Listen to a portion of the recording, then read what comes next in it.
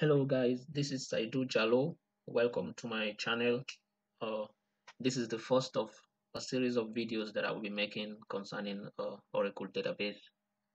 So in this video, we will learn how to download and install Oracle Linux 7.6 on a VirtualBox 6. So for you to be able to follow all the steps and successfully go through the tasks I will be executing in this video, the requirements are you need to have an operating system of Windows 7 or higher version. You need to have a memory of at least a 1 gig and a free hard disk space of 4.5 gigs. So in this video, I'm going to prepare to in the next video so that I'll be able to download and install Oracle database. So here I will go through and do all the groundworks needed to install Oracle database. So the tasks that first of all, download Oracle Linux ISO image from the Oracle e-delivery website. I will then create a virtual machine and mount the ISO image on it. I will make some configurations and start the installer to install Oracle Linux operating system on it. I'll make configuration and install guest additions. I will configure share folders. Share folders will help us to be able to easily access files from our local computer. So if we set up the folder from our local PC, and so when using the virtual machines, we can easily access files from the local computer through shared folders. So, and I will then make configurations needed to be able to install Oracle Database 12.2.0.1. I will then take a snapshot and clone the virtual machine. So at the end of this video, we will have two virtual machines. The reason for that is in subsequent videos, we will download and install two different Oracle databases because we have some projects that requires two databases. So that's why we will have that. So we'll end this video by downloading and installing Xmin server and configure PuTTY. So as I said, this video is laying the groundwork for installing Oracle database. So that's why it will be a little long, but just let's just go through it so it will be easy in the next video. So stay tuned and let's jump into it. Get into it. So the first task here is to download Oracle Linux iOS image from Oracle website. So the website is Oracle e-delivery. So that's the address here. I'll just copy this address here and go to Google Chrome. So Google Chrome here and just paste that. So just paste that here. So as you can see, we are Oracle Software Delivery Cloud. If this is your first time visiting this website, that means you do not have an account, or if you do not have an account, then you have to create a new account, go through the steps, new user register, and just go through the steps and create an account. So after you create an account, you come and then sign in. I already have an account, so I'll just go through and sign in. So after signing in, here we just have to select the product, search the product we want. So we want Oracle Linux. So Oracle Linux.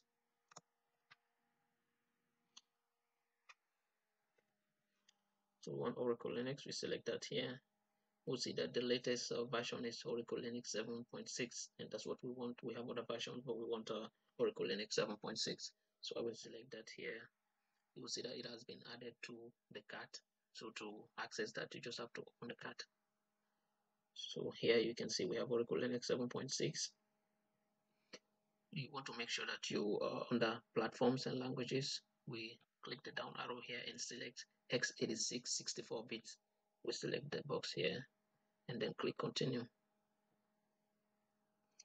Here we just have to accept the terms in the license agreement. We just check the box here and click continue again.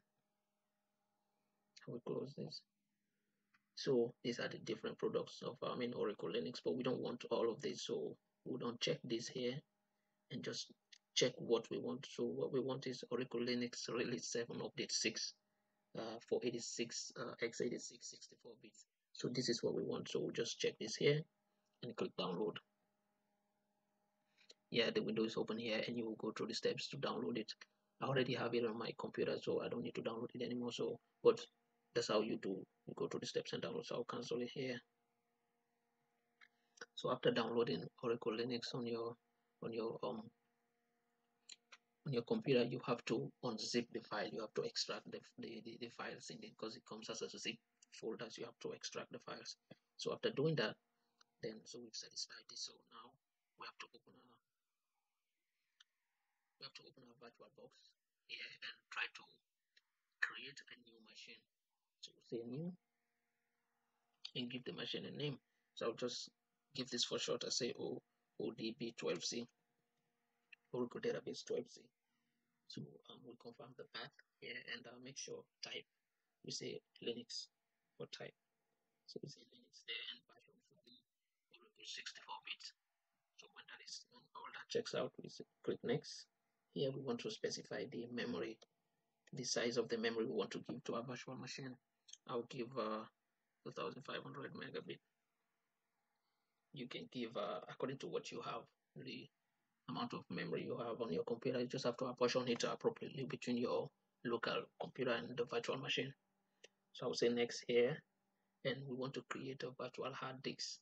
So we want to select the VDI here, video VirtualBox disk image. We'll say next here, and we want storage to be dynamically allocated. So we'll leave that again and say next. And here now we want to specify the hard drive, the location, the size of the hard disk. So I'll just give it 100 gigs. You can give it what you want, but make sure it is 25 gigs and upwards. So I'll then create. You can see the VirtualBox Oracle database ODB12C has been created. So now we want to go through and mount the. Want to go through the steps and mount the iOS image. So how we do that? We go to settings. We go to settings and under system here, we want to make sure pointing devices says USB multi-touch tablet. This will make it easy for us to get access to the mouse, to be able to control the mouse, because if we don't select this, then it will be hard to do stuff, because to go back and forth from virtual machines to our local computer, it will be hard. So selecting this makes it easy. So after that, we want to come to our network and select bridge adapter here.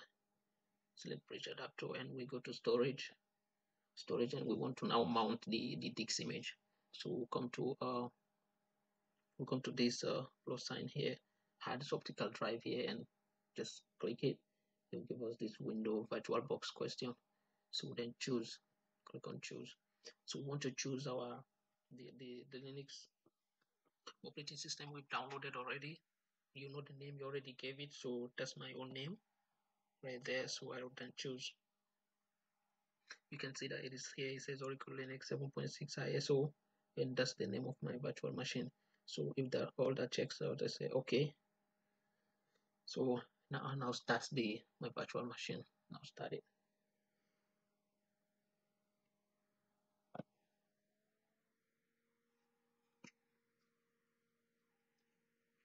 So in this screen here, we just press enter.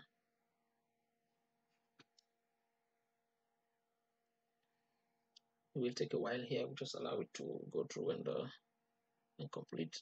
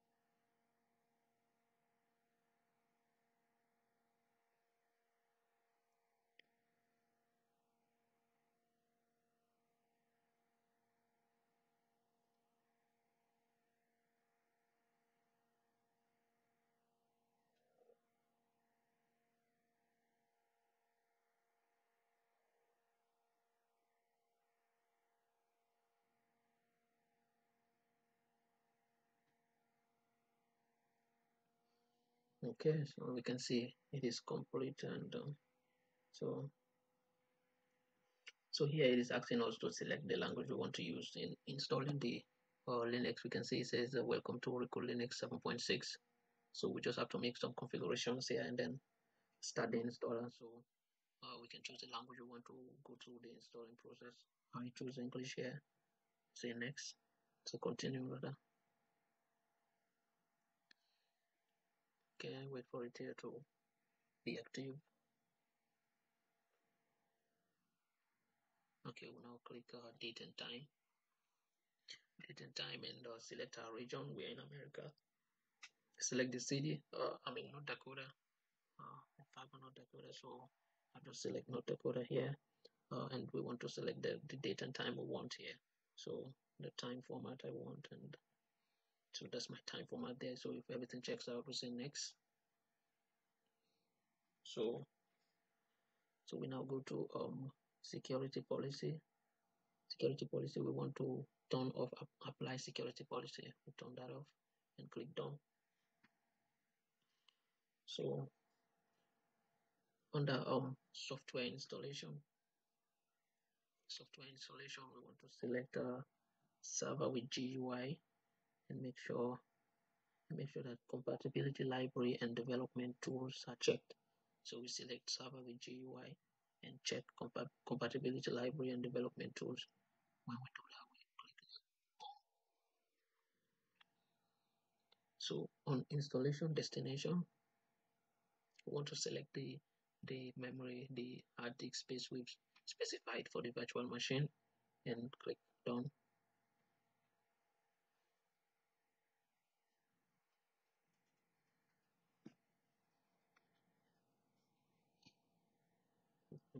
Just turn it again here.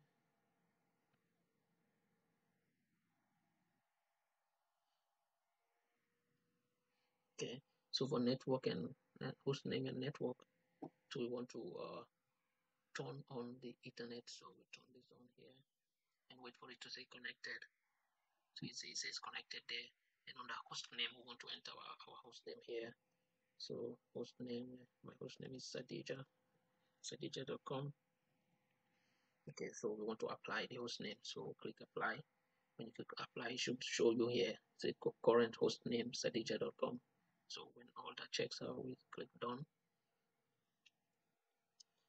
So you can see that we have everything set up here now. Now we can begin installation. So we click begin installation. So whilst it goes through to install the install Oracle Linux, we have to set up a root password and create a user. So we'll go through and do that. So I'll set up my root password here.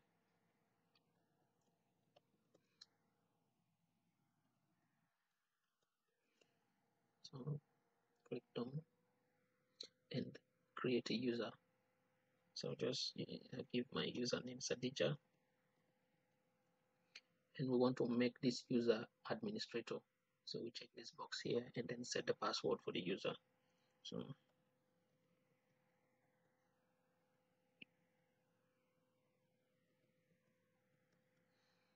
then click done. So we're now set. It will go through and install the Oracle Linux software on our VirtualBox 6. It will take a while, so I will pause the video and return when it is complete. So we are back, guys. You can see it says complete. You can see it says complete here, so we'll go through and just reboot the system now.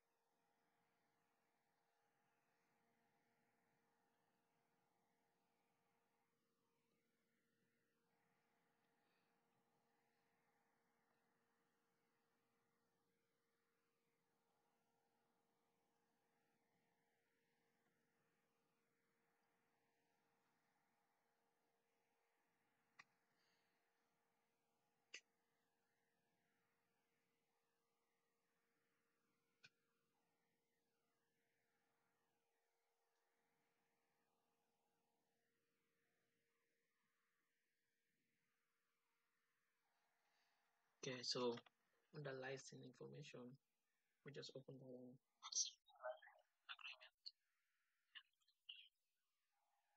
So now we're ready to finish configuration. Click on finish configuration.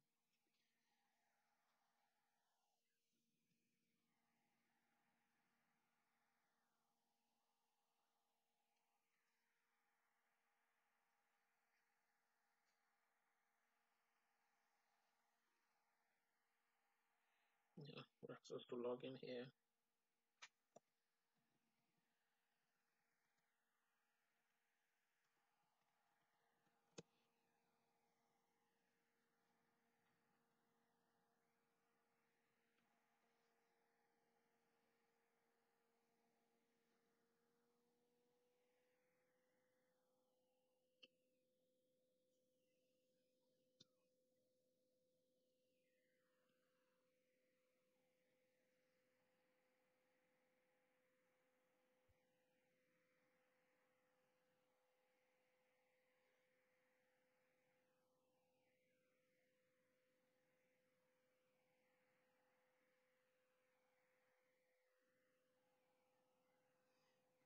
So it is asking for the language you want to use. So I will leave it as English. Click next.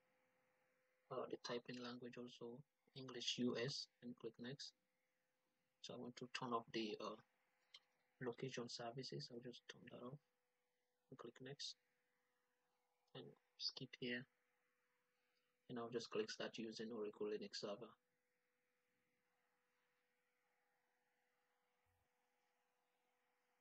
So we'll close this getting started page. Just click the X here.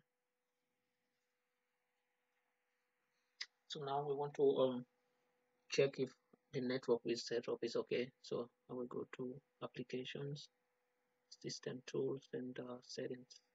Click on settings.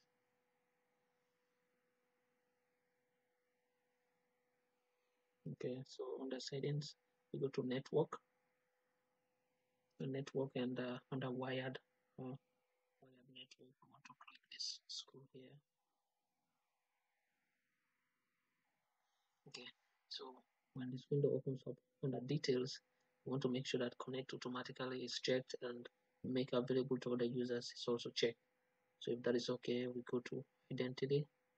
On identity, we make sure the name of the network and make sure MTU says automatic. All that checks out, we just click apply.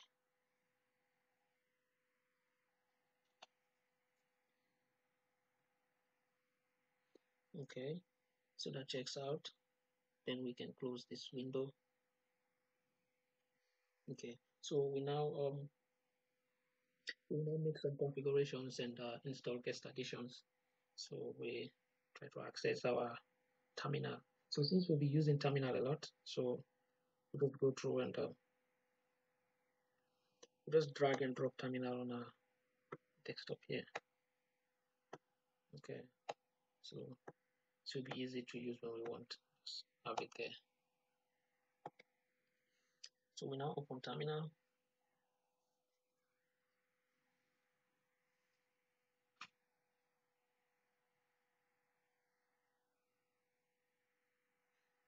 So when terminal is open, we want to first of all make sure that the internet we set up is working. So how do we do that? We can ping Google. So just waiting for it to come back here. We can ping Google. So we say ping -c3 google.com. Try that. Yeah, you can see that. So it checks out. It's okay. So that's good. So we will now sign in as a root user, navigate to our yum.repos directory and download Oracle Linux 7 updates. So su as root.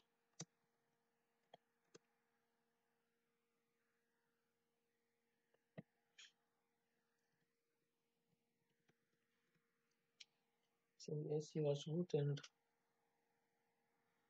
we then cd to etc yum.repos.d. cd to etc yum.repos.d. then we then download the update, Oracle Linux 7 update. So how do we do that? We go to the website wget http public.oracle.com /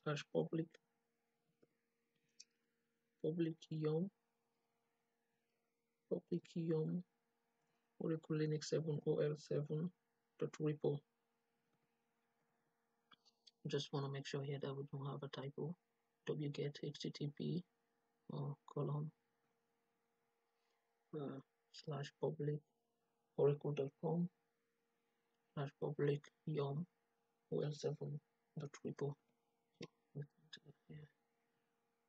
Okay, so that checks out well. So now we will get into the repository file we just downloaded and make some configurations. We'll veer into the repository file and get to Oracle Linux update 6 and change the enabled value to 1. We'll do the same for add-ons, change the enabled value to 1. So let's do that. So then vi to public yum l7 public yum ol7.repo.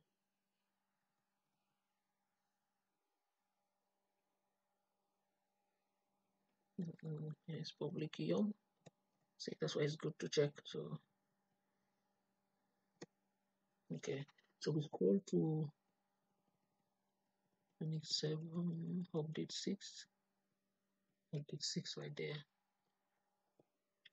We change enabled value to 1. We go down to add-ons.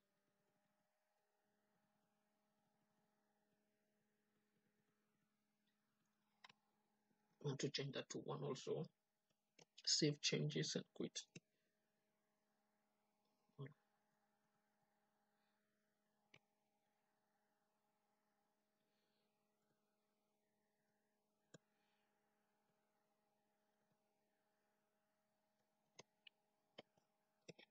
Okay, so that is settled. So now we'll download and update the latest packages. So we'll go say yum install Oracle RDBMS server, Oracle RDBMS server 12c release 1 pre-install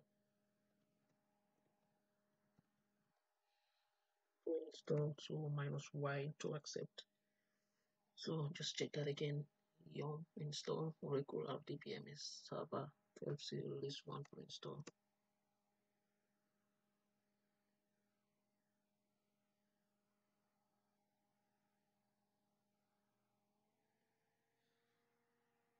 Allow that to complete.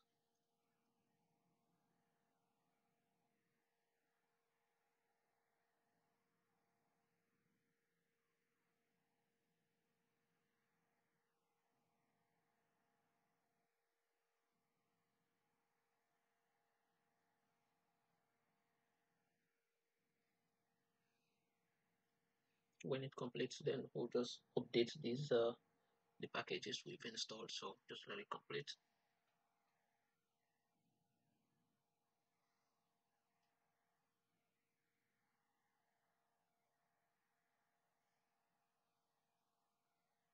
Okay, so it says complete here.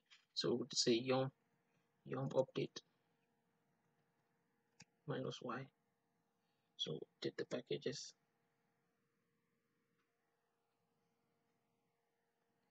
So this will take a while, so I will pause the video and return when it completes. So guys, we're back. As you can see, it says complete. So we'll go through now and download the required RPMs for guest addition and to reboot the system. So we'll do that now. So that will be yum install kernel kernel uek kernel uek dvl. So say -y to accept it. So yum install kernel.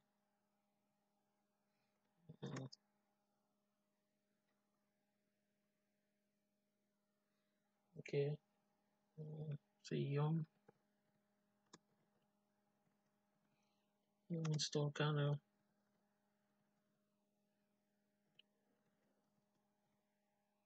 -y. Okay, so all those are updated. There's nothing to do, so we just reboot now.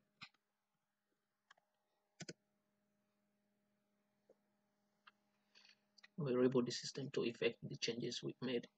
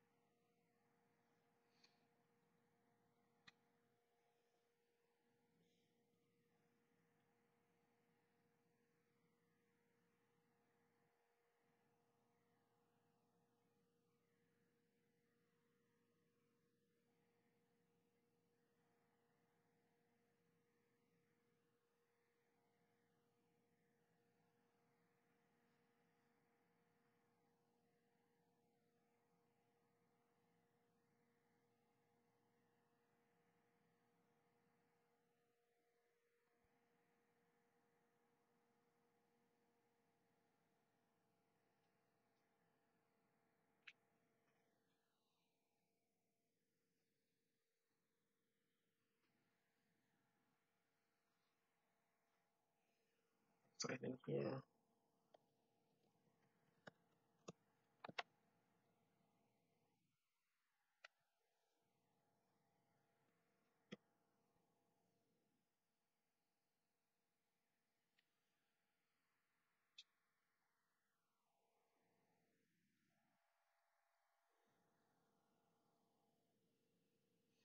So you can see we are now ready to install guest edition. So to do that, we go to devices, click devices, and go to the last option which says insert guest edition CD image. So we click that. So when we click that, we have this window here, VBox GAs. We just click run here. So it asks us to sign in to authenticate.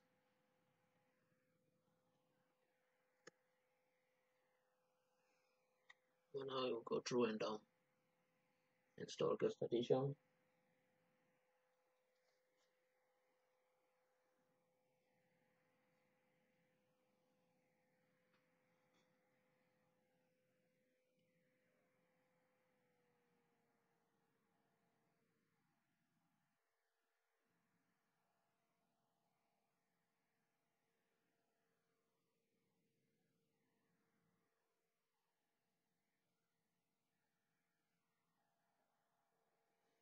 Just wait for it to complete here.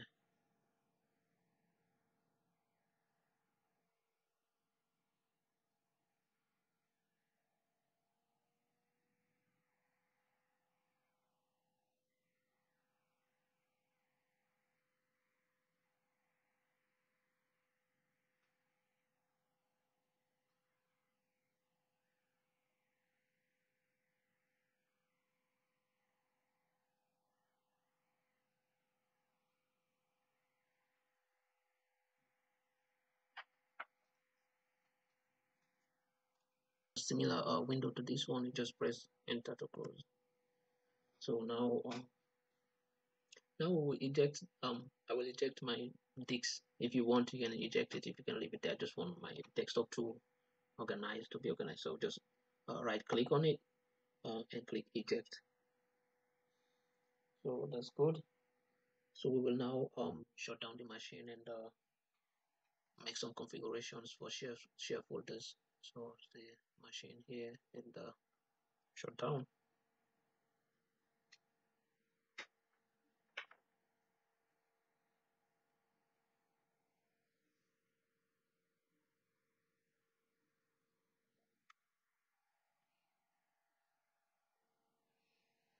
So now we want to make configurations for shares folders. So click on settings.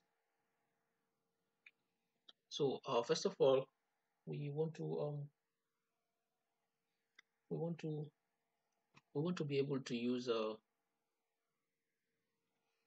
we want to be able to be copy and pasting from to and fro the local computer and the virtual machine. So to be able to do that, we under general and advanced, we want to set the shared clipboard to bidirectional. So doing this, we'll be able to easily copy stuff from our local computer to the virtual machine easily. So after that, we'll now go to shared folders, and then under this folder here with the plus sign, we click on it, and then select our folder path. So we want others here, select others. So our share folders, my own, everybody we have our different folder path. My share folder is on desktop, Oracle desktop, and I think Oracle and stage. So that's what I want to use as my share folder, stage. So you can just have a folder on your desktop or anywhere, just know the location and select that. So that's my share folder select. So that's my share folder, and you want to make sure that you check auto mount. We check that and click OK. Click OK here, and then confirm here. We confirm the path of the share folder. We want to make sure that access says full and auto mount says yes. If all that checks out, we click OK. So now our share folder has been set up. So we start our virtual machine. So we'll now start our virtual machines and assign some permissions for share folder.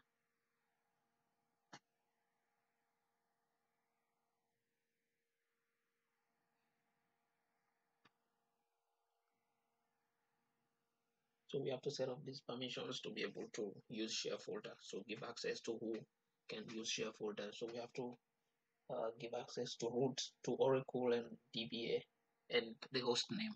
So when it comes back here, we'll just do that. So one thing we can see that here, since we've now enabled to be able to copy back and forth from our machine, we'll see how that works here. So now some stuff I can easily just get it from my documentation and paste it. I don't have to. So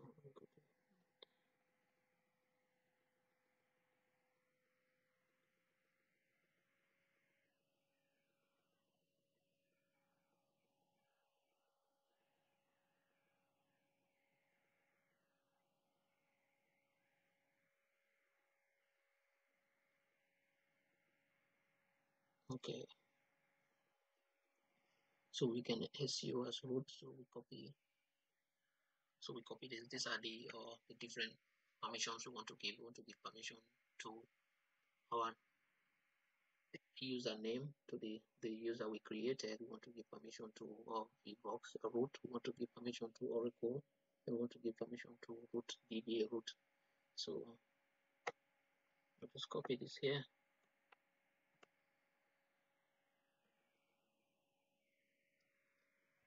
So,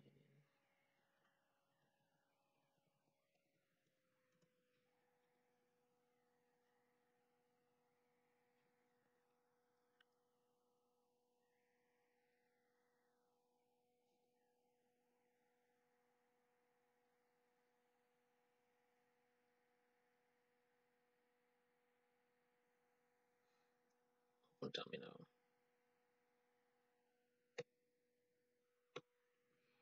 So when I want to SU as root,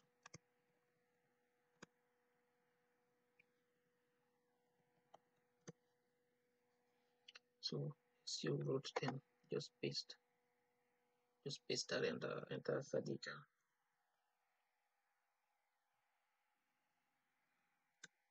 Okay, so we want to now do it for root also. root. We want to do the same for Oracle.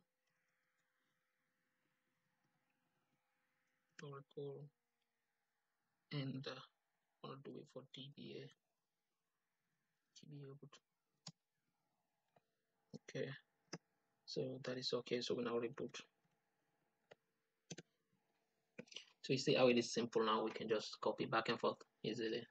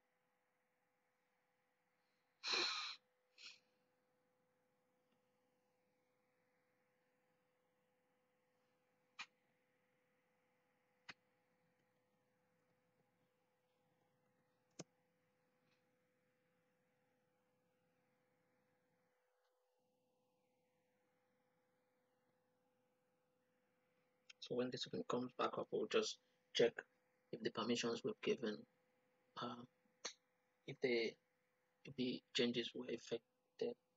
So we'll check open terminal and just ID.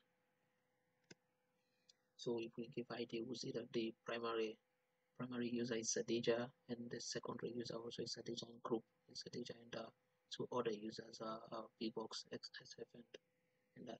So if we ID root, so we see that root is the primary user and the secondary user and also the group user, and the other users are VBox, SF. So that shows that the permissions were granted successfully. So now we'll just you will go to your the folder you created and save a file or anything there, and then just to make sure that shared folders is working.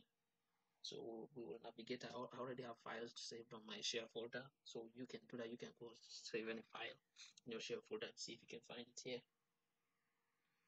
So I'll cd to share folders, cd to media sf. So that's my share folder name stage. So media and sf your share folder name. So if I do that, you'll see I'm in my share folder right now. So if I ls -ltr, so you see I have a directory, I have the script directory in there, a folder in my stage. So any files I have in that folder, I can access it easily. So that's the proof to show that our share folders is working. So now our next step now is to make some configurations, make the configurations needed to be able to install Oracle database. So this will call the pre-install tags. So first of all, su as root.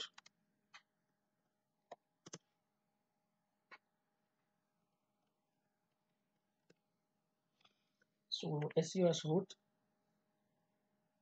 and we'll modify modify host file with fully qualified domain name. That is, we'll do that as we've signed in as root. We'll go and get the IP address of the virtual machine. Then we'll navigate to etc host and update the IP address there, and we'll reboot the system to effect the changes. So we already signed in as root. So let me just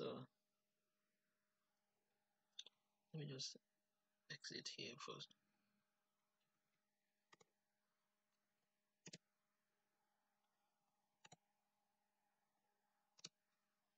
Okay.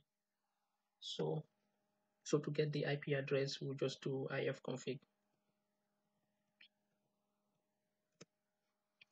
So ifconfig, and come up here, we'll see that's our IP address.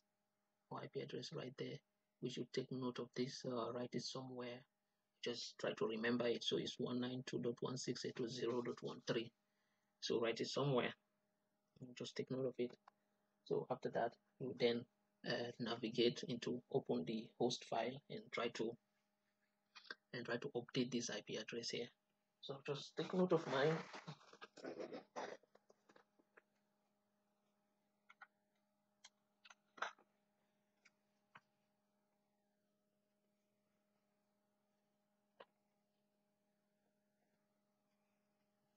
Okay, and one other thing again we need to do, because we are updating the IP addresses, we're trying to connect both our local computer and the virtual machine. So we have to go through and get the IP address and host name of our local computer, and then we have to update that in a host file. So we'll do that. You right click on the menu bar here to get that. Click tags. Now let's get the IP address first. Okay, let's leave this. Let's just get the IP address first. Let's just get the IP address. We'll go to command prompt.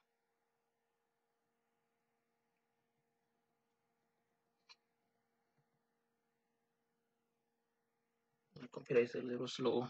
A lot of programs are running right now, that's why.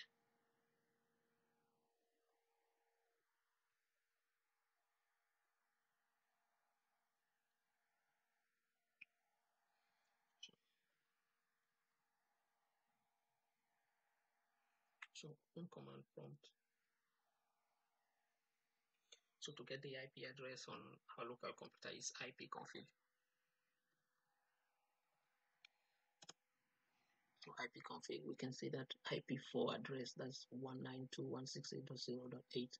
That's our IP address, so take note of that also.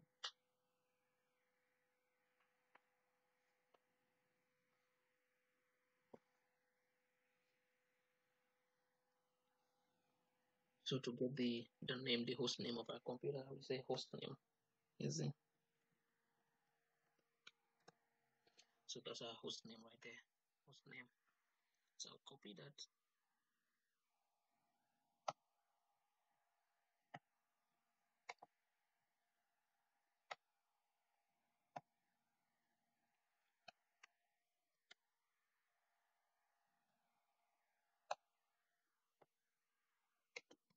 Okay.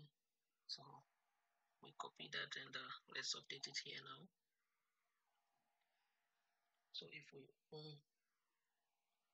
then now vi, we navigate to our host files. So we say vi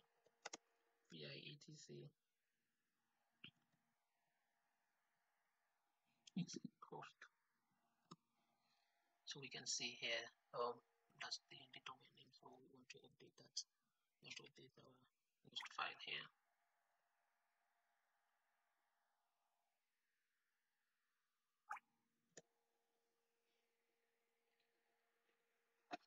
So remember the IP address was 192.168.0.13, and our host name is sadija.com.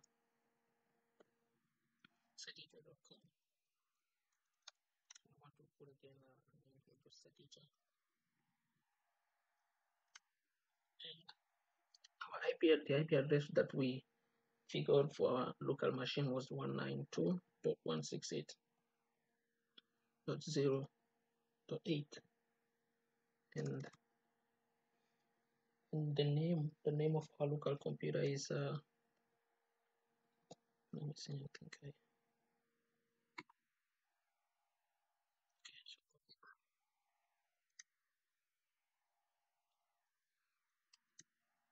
so paste it again right there. Okay.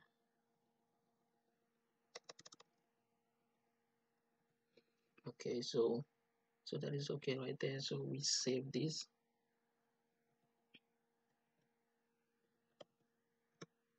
Okay, so that is save right there. So we again go now to our host file on our local computer and save this same thing. So we can just vi in there again and copy it. Or we can copy this whole thing. Because that's what we need to put again there. So I'm gonna copy that.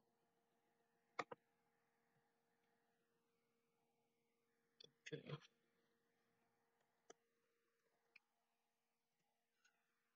Okay, so we now right click on our menu bar here and select task manager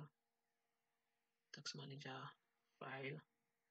We run a new task. So we want to create this task with administrative privileges, and you select notepad. I say okay. So you would open here, we say file, open. So we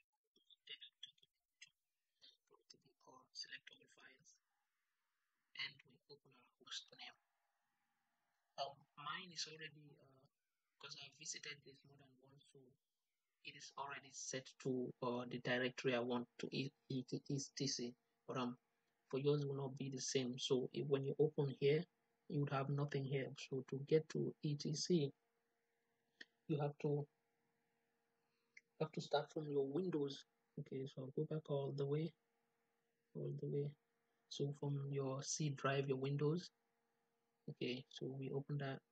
So we go to Windows. From Windows, we go to System 32. Look for System 32. System 32 right there. We open that. System 32, we want drivers. Drivers right here. We open it. Then under drivers now we want etc. So etc, that's where you find your host file. So you host there. When I open the host, I have it there because so you see I have I just have to correct the IP addresses here. So for my local computer, my IP address is 8.192.8, and for the machine, my VM, my IP address is 13. That is 192.168.13. So I'm just updating that. I've used this file before, that's why I have this saved here already. But for you, you will not have this, so you have to copy and paste the IP address of your local computer and the host name of your local computer, and the IP address of your virtual machine, the host name, and the host name like the full domain name, which is hostname plus.com, and just the host name. So you have those, and you click file and now save. File save, and then close it. So we can see we have it saved here, the same information here, we have it on our local computer. So like we've connected them now.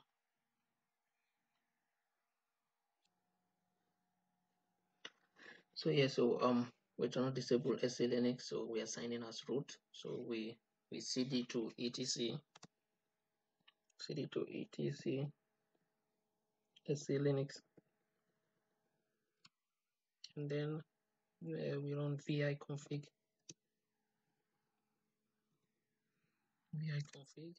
So it opens here. So we want to change the value of SC Linux to disabled.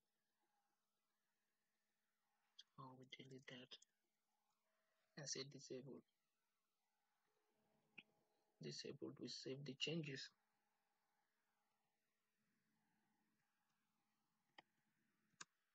Okay, so to confirm that the changes have affected, we run cat config.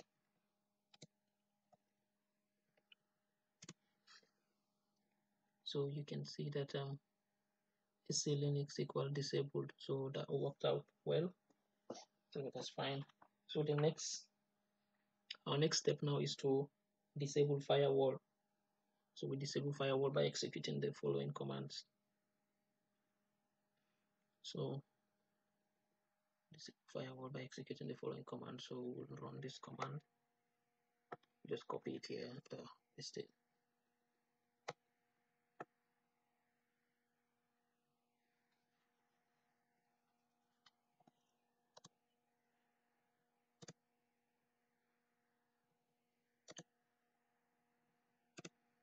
Okay, so we just paste this command here.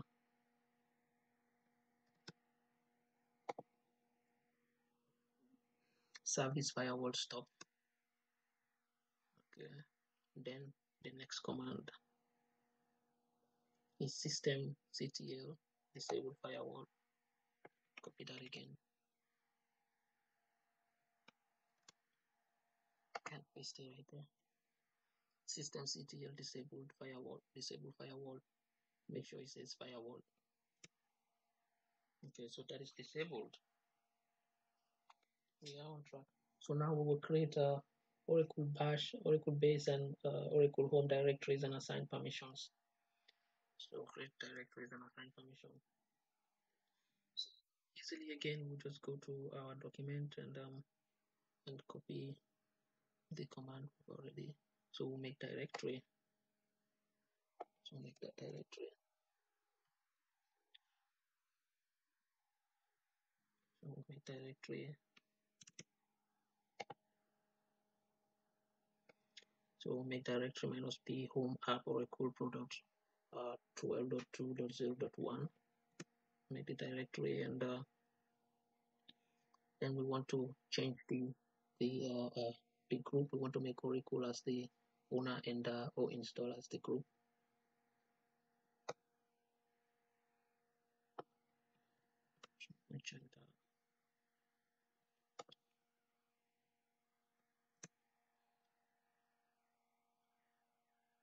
And finally, we want to assign the permissions.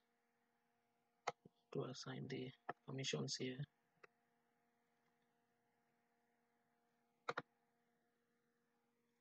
So we want Oracle to be to be able to execute and fully run for the primary users to have full permission, and the secondary users, but for the group or other users to only have execute permissions. So we'll say we enter that one. So now we'll configure and update environment weapons profile. We'll configure the profile for the root.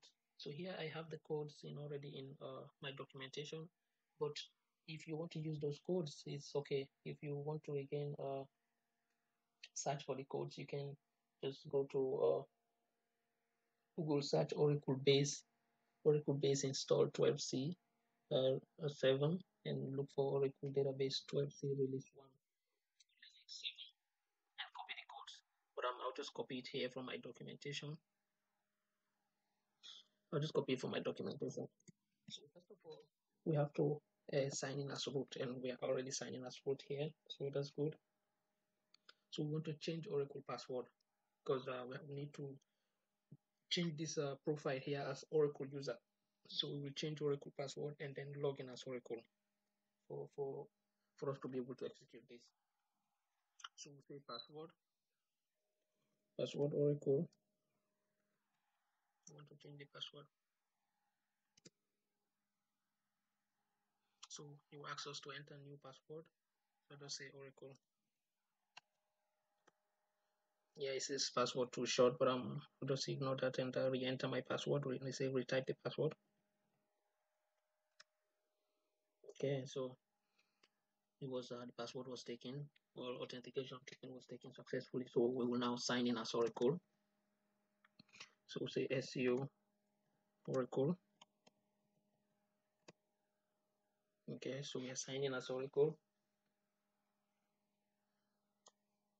So now we will now navigate to the bash profile and update what is in there. So we say vi dot bash underscore profile.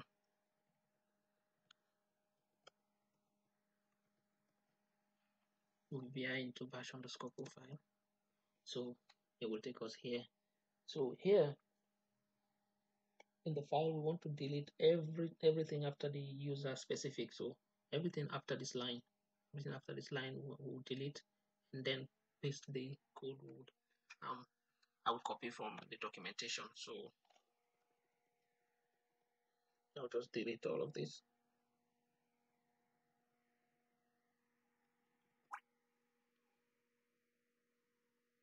Okay. So now I'll go to the documentation and copy the code. So we can see that's the code here.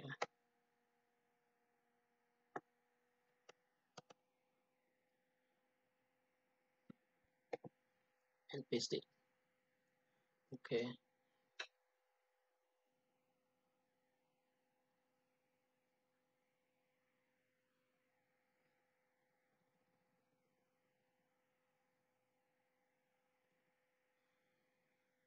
So we need to make some changes here.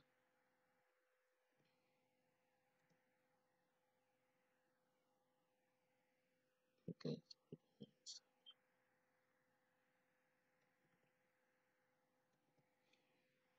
So Oracle settings. So we want we leave this as the same in this. So you can see that mine it says you should make sure that you change your host name, because your host name will not be the same as mine.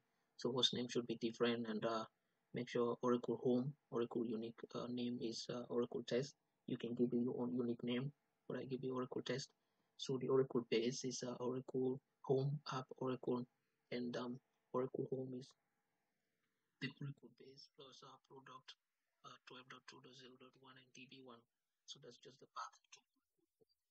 And Oracle seed is the same as the unique name of the Oracle test, and all the rest remain the same. Yeah. So let me just.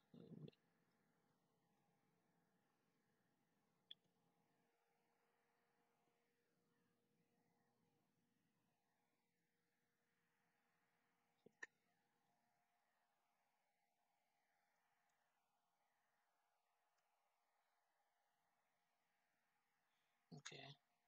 So we have that, and all this other this other parts, just leave it as default. Just make sure you change your host name, and if you want to have a different unique name, and you can change that.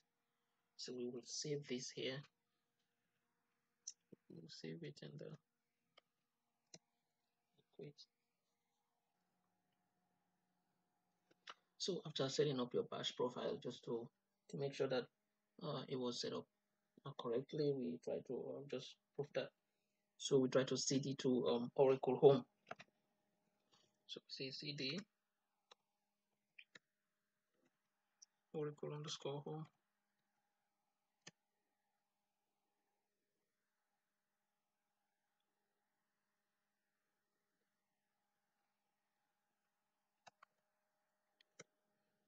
Okay. Now we log in as Oracle. We log in as Oracle first. So to prove that the profile, the bash profile you created is okay. It was created appropriately. We have to cd to bash profile. So we su as Oracle.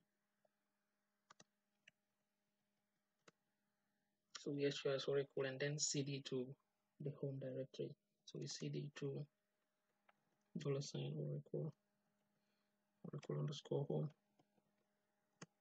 Okay, so if we do pwd,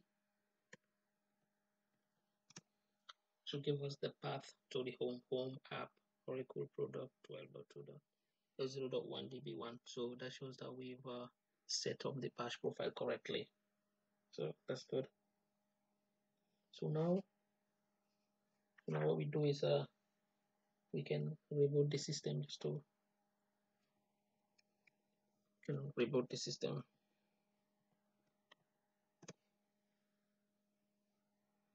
Okay, let me exit here.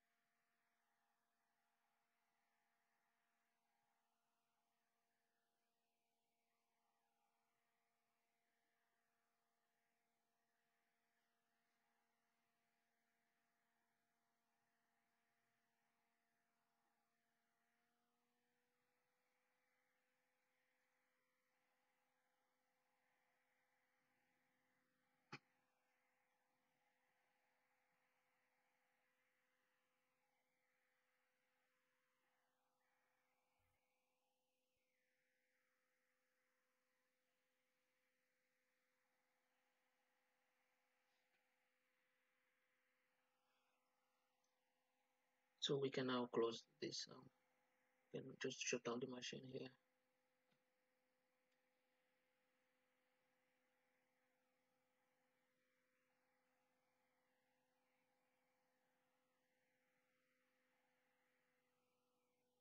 Okay, so we will now take a snapshot of our system as it is now and try to clone the machine. So to take a snapshot, we'll click on here on these three lines here. Just click and select snapshot.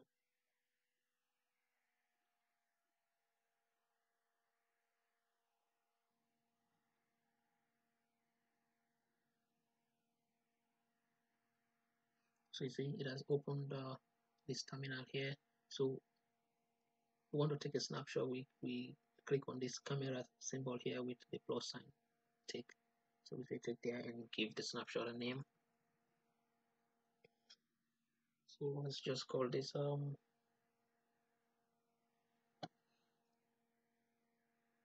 Oracle Linux configuration ON7 configuration.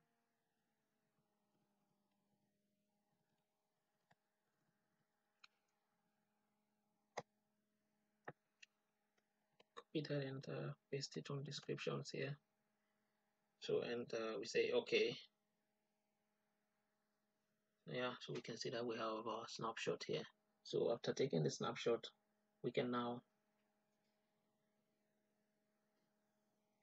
clone our machine. So we already have this. So if we have any mistake, we can always come back to the snapshot. So now we click on this ship symbol here where it says clone. We give a name to our machine. So I'll just leave it as Oracle database to MC clone and confirm the path. And so for MAC address policy, we want to select generate a new MAC address for all network adapters.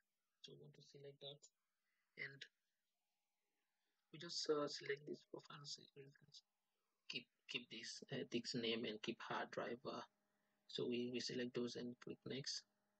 So we want to do a full clone. Say next, and we want to just clone the current machine, not everything. So we'll clone current machine as it is. So we click clone. So you'll see here the progress bar. It will go through. It will take a while. Go through and clone the machine. And we'll have a new machine. We'll have a second VM.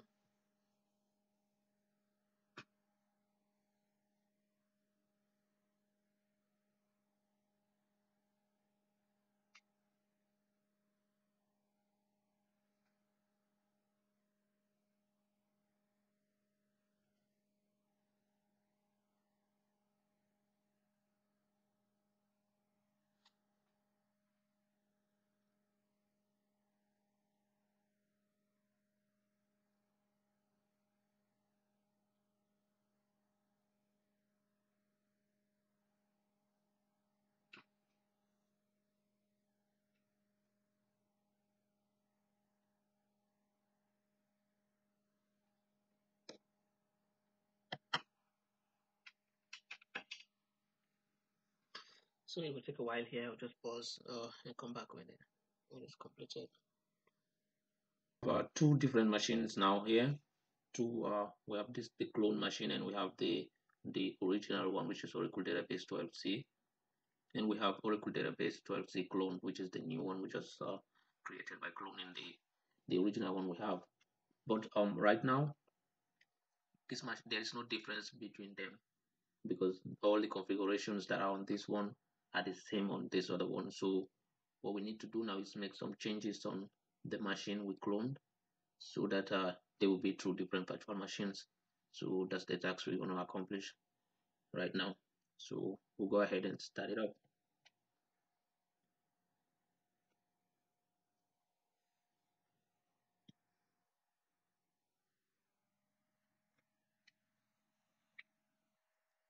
So while I wait for it to start up, just a few things I want to point out.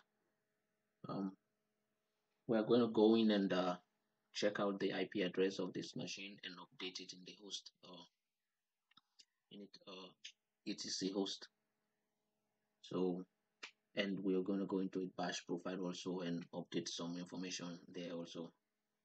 So one thing I note in dealing with two different machines, like when you have more than one virtual machine you're working on, when we go to the IP address for this one right now, you will see that it will give the same IP address as the one we were working on. That is because I'm continuing this video from yesterday and today. When I turn up my computer and start up, this is the first machine I turned on. So it being the first machine I've turned on, it will just access the IP address that is available uh, with my internet provider at the moment.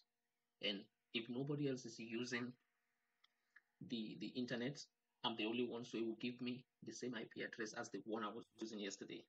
So that's something you should take into consideration. So what I've done is I noticed that I've updated the IP address for the other one because this is the first one. The clone machine is the first one I'm running today. You give me the IP address of the last one. Remember, the last IP address was 192.168.0.13. So when I open this one, it will say the same 192.168.0.13. So if I start up the other virtual machine, which is the original one, it will then give me the IP address of 192.168.0.14 because the internet provider would assign IP addresses like as it is requested. So what is available at the moment is what it would assigned. So I've gone and updated the IP addresses. So that's something I just wanted to point out. So you will see that here.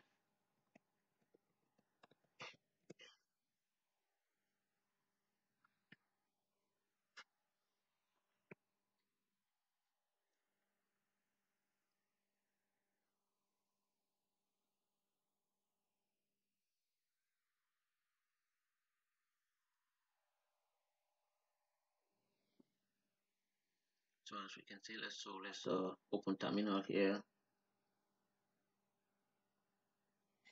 So su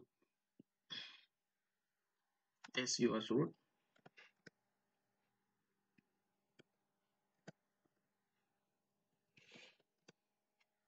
Okay, so if we run, to get the IP address, we have to run ifconfig. So if we run ifconfig right now,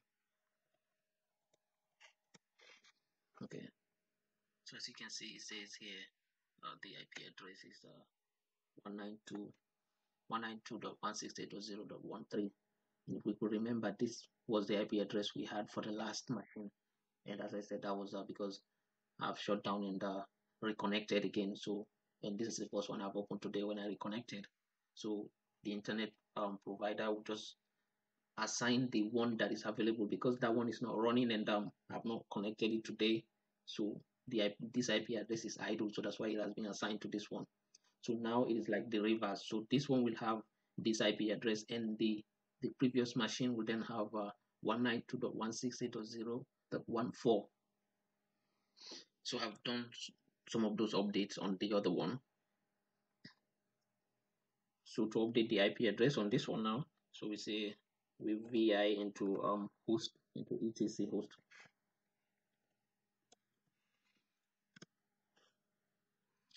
So as you can see, this is the IP address that was saved from the old machine. So here, technically, we don't have to do any changes because this is the IP address that is available to this machine right now. So it is okay.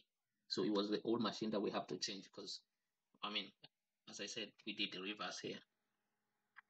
So this is saved here. So we just have to save this and update it in our local computer.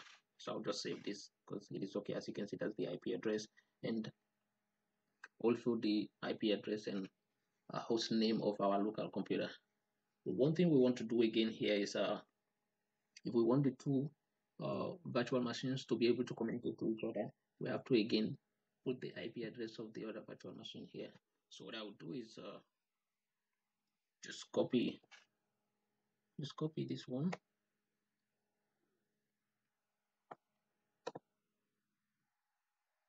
I'll copy here.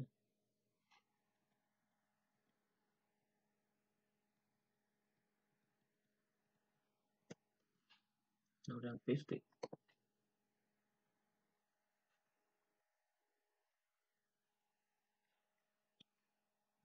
then change this to 4. So this is the IP address of our other machine. So now when I save this machine will be able to communicate with the other machine.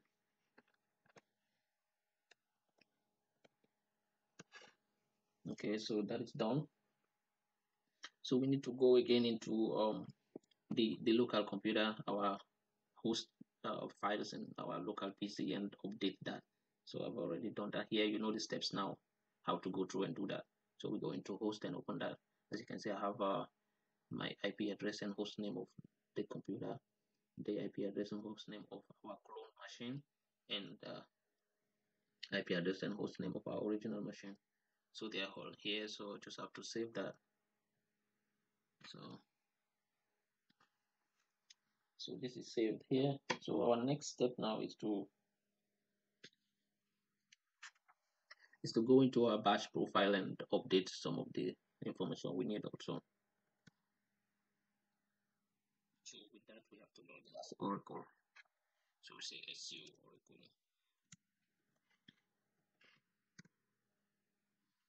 So log in as Oracle and say VI bash profile.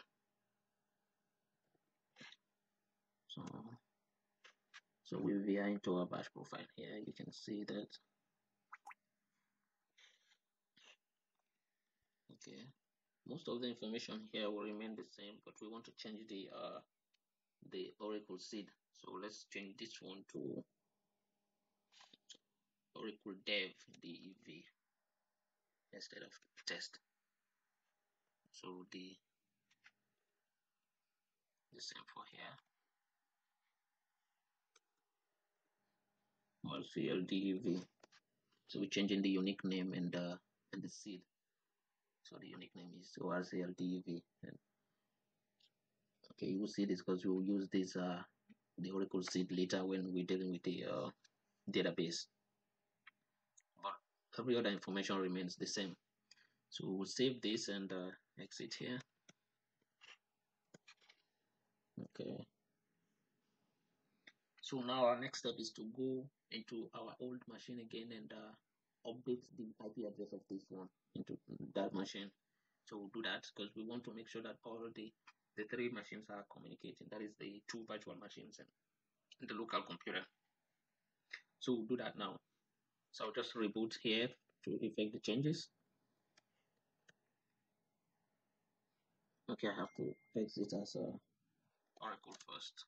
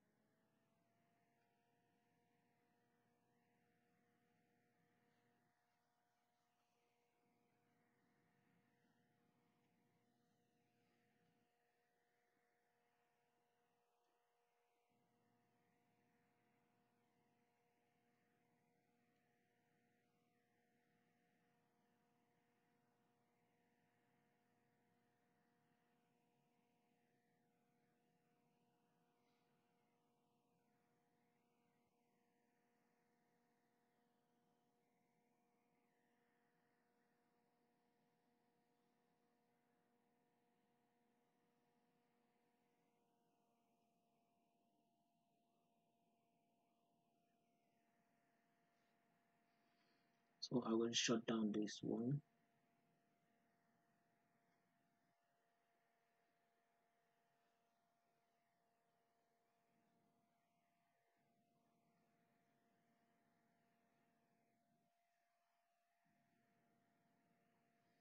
Okay, and then start up the original machine.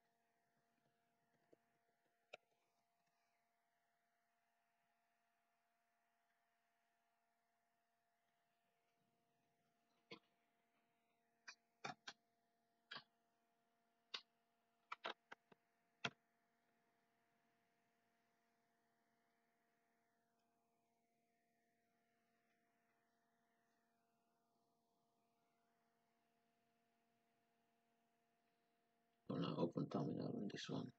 Mind you, we are right now on Oracle Database 12, the original machine. So then SU as root.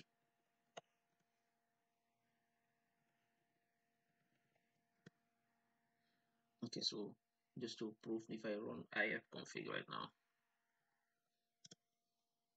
and come here, you see that it says the IP address here is 192.168.0.14, and this is our original machine.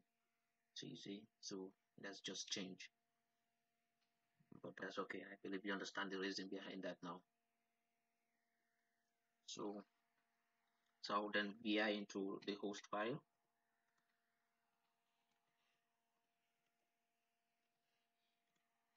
Okay, so we can see, as I said, I went there and updated it and everything, but we want to again we want to just have the IP address of the other machine in this one, so they can communicate with each other.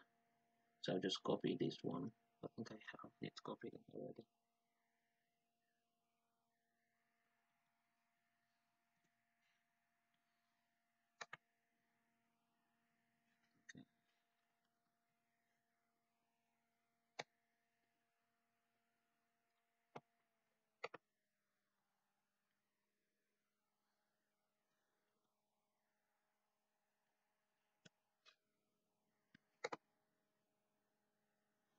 Okay, so we need to do is change this to 13 so we then save this information here. Okay, so now for us to prove that these machines are communicating with each other, we just have to we ping them. So we can now ping since the IP address of this one is 192.168.14, we'll just ping the other machine. So we'll say ping 192.168.0.13.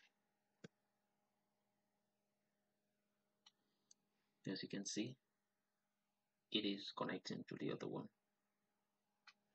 So it is connecting to it. So meaning we did the connection right. I'll just close that here. So I'll go to the other machine again and do the same thing. So you will see that it is connecting. Just shut down this one.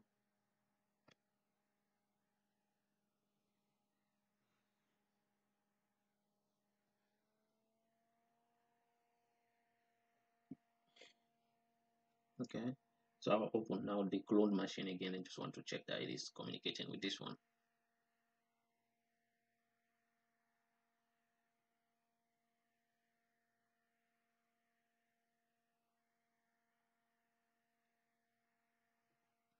So whilst it open again, because we have to make sure again they're both communicating with our local PC. So I'll open command line and just check that again. So I can ping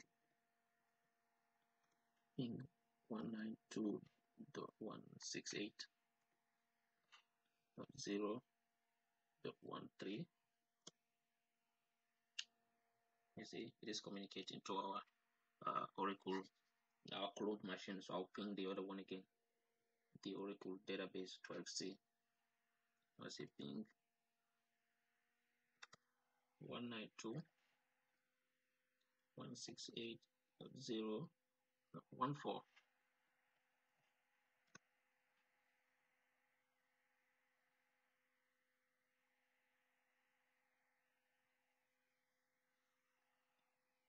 See, shows that it is communicating to this other one as well. So meaning the connection we did was successful, so it is working. Both of them are connecting to our local computer. So just check with this last one now and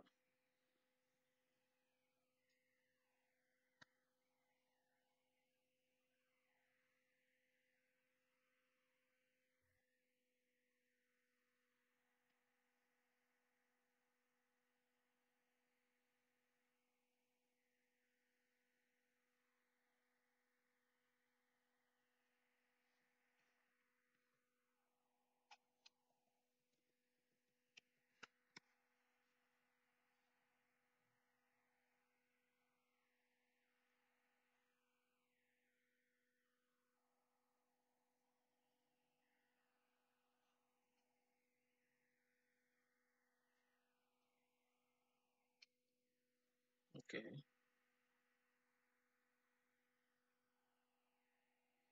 So mind you, the IP address of this one is 14. So if you want to ping the other machine, is ping 192.168.0.13. So this one is 14. So see, it is communicating with the other machine. So everything looks good. I said so. Let's close that and also shut down this machine again.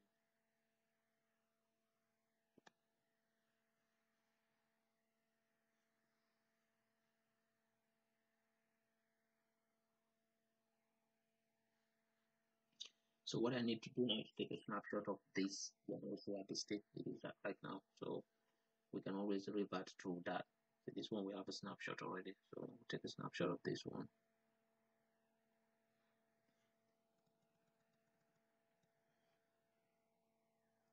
See, oh, L7.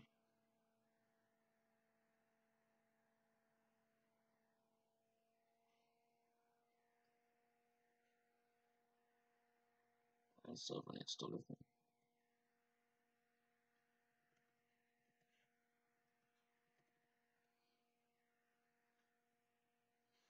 Okay, I'll just copy that.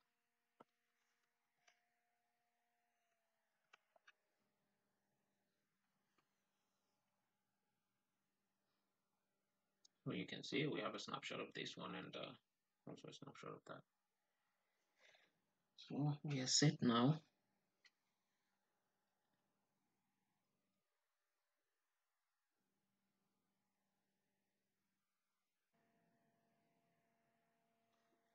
So guys, our final step in this tutorial is to download Xmin server and configure fully. So to download Xmin server, we need to go to Google Chrome and go to this website, http:// .NET project xmin. So I will copy this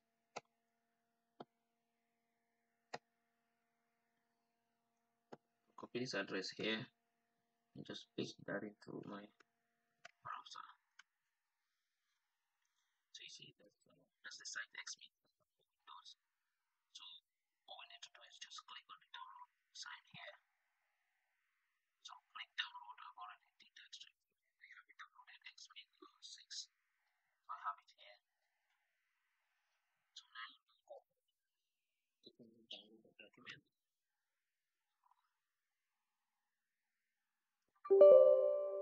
and go through step. Do you want to allow this app for unknown publisher? I'll just say yes. So these are the steps that it goes through to install xmin and set up xmin. So I'll leave it as default here and say next. Again, leave this as default and click next.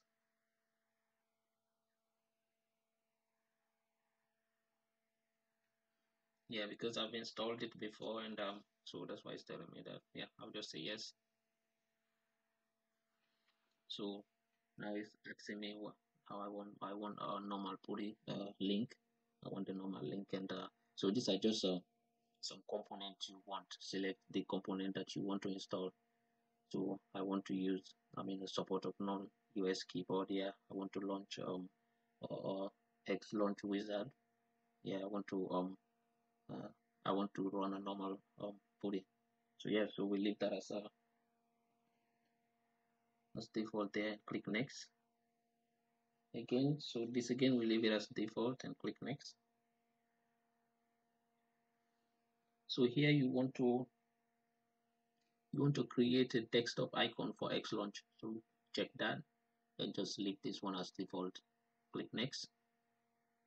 So it is just showing you a summary of what you've selected. So we click install.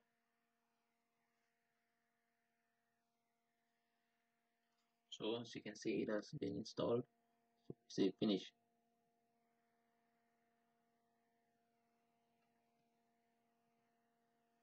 So now it has been installed, and we selected that we want to create a desktop icon for X launch. So right here, that's X launch. It is here. It has been created an icon on the desktop. So if we just double click here, so we're now just setting up the X launch server. So just leave this as default and click next. Again, leave here as default, click next. Leave this one again as default, click next, and then finish. So xmin has been downloaded, installed, and configured. So it has been installed. So our next task now is to configure PuTTY. I already have PuTTY installed in my computer. So if you have any issues with downloading PuTTY and installing it, just leave me a comment. I will make another video for that. But so here I'll just configure PuTTY. So the way you save a file. Okay, so I'll just, because there have been changes here, so I'll delete these. I'll delete them. Okay, so for us to save a host name and an IP address, we just enter the IP address and the host name and save it, so it will be there for future, for subsequent use. So 192.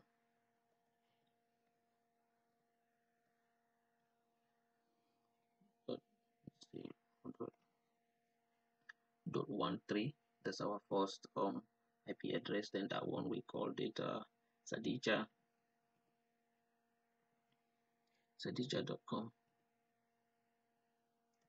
That's our second one. We call it sadija1.com.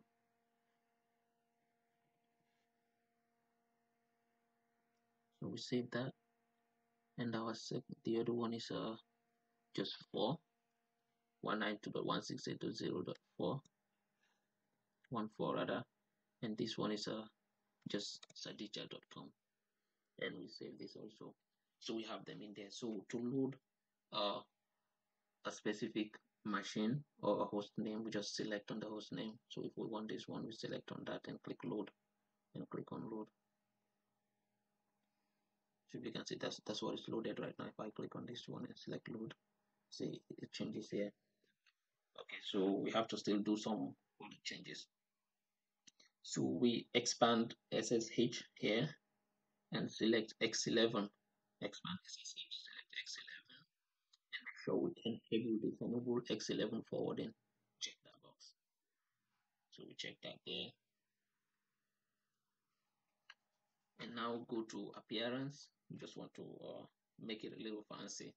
So we click on appearance and click change. Yes, if we want to make some changes to, we want to make some changes on how the looks of how what we write appears. So I'll just click bold and 12 here and save that. Say okay. So we want colors again. We want to change the background colors and foreground colors. So click on colors and select default foreground. Default foreground and click modify. So we have different colors here we can choose. So I'll just choose black and click OK. And default background also, click that and do the same, modify. So I want the background now to be white and click OK. So we said we've done all these configurations, and so we say open. Okay, mind you, these machines are not running right now. Both of them are shut down, so that's why they are not running. So let me just start this. Let me just start this one. Let's see.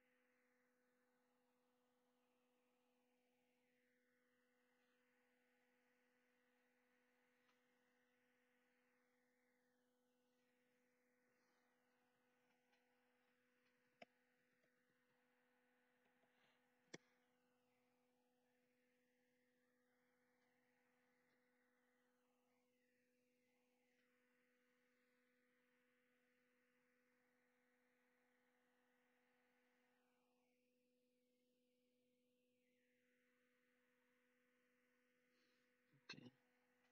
So it didn't connect before because both of our virtual machines were shut down. So now if I open it again, and select this one because this is the machine that is up, and click open, it should connect. So you see, it's asking us if we want to allow this, just say yes and log in as Oracle.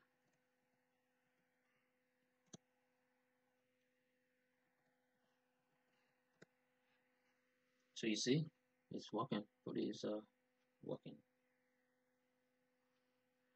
So since we're connected to the cloned machine, we can again test here if we can connect to the other one. We can ping the the other machine. So I'll say ping and 192.168.0.14.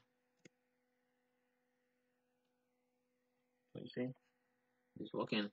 So it's connecting to that one also.